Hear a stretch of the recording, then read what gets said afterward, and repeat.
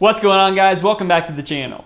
During my ownership of the C5 Corvette, I have learned a lot, and some of these lessons I have learned the hardest way possible. In this video, I wanted to share with you guys 5 important tips that I've learned about these cars that I wish I knew earlier, so stay tuned.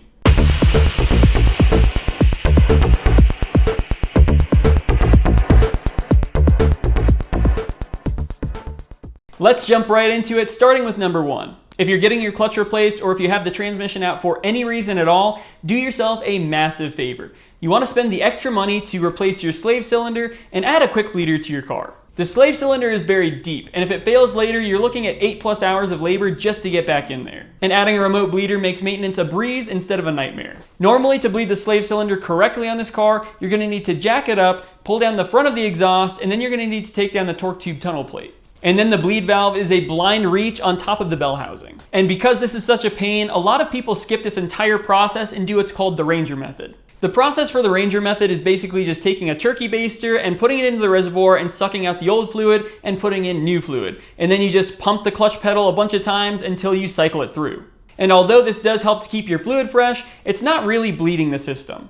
But with the remote bleeder, it makes it much easier because it relocates that valve to the top of the engine bay so you can do it whenever you want. And because it's suggested to bleed your clutch every 1 to 2 years, this is a pretty big deal. And number 2 on this list is that there is a hidden electrical ground underneath your battery tray that can cause issues with your ABS and active handling systems.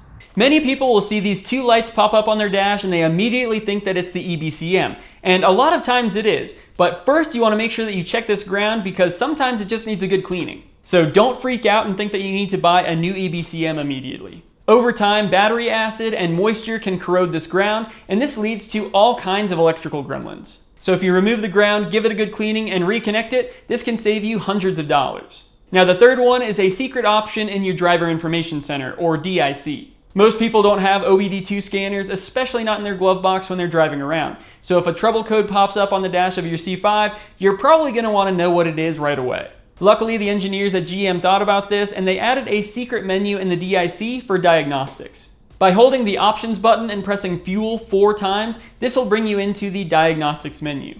It'll then start cycling through all of the codes that are currently being stored on your computer.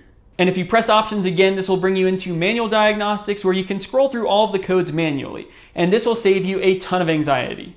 If you're finding these tips helpful and want to master your C5, make sure to hit that subscribe button because here at Mile High Misfits, I am dedicated to being your leading source for C5 information and honest ownership advice. And you won't find another C5 Corvette channel that is as dedicated to their audience as I am.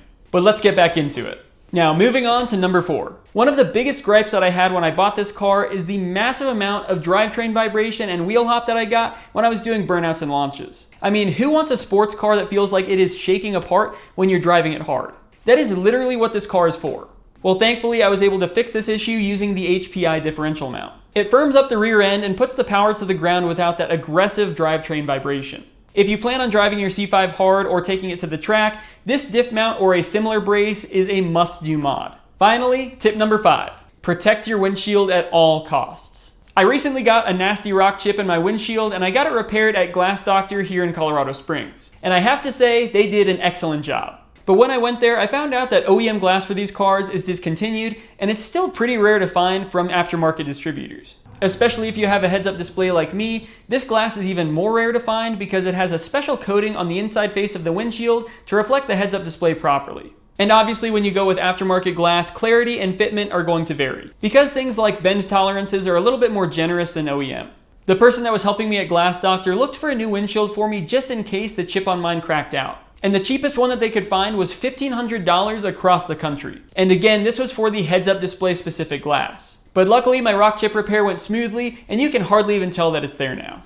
So remember, if you get a rock chip in your windshield, make sure to get it filled quick before it spreads. But there you have it, guys. Those are 5 things that I wish I knew sooner about the C5 Corvette. But let me know in the comments below what are some things that you wish you knew sooner. And as always, guys, if you enjoyed the content for today, make sure to leave a like and subscribe to the channel for future content. I'll catch you guys next week. Later.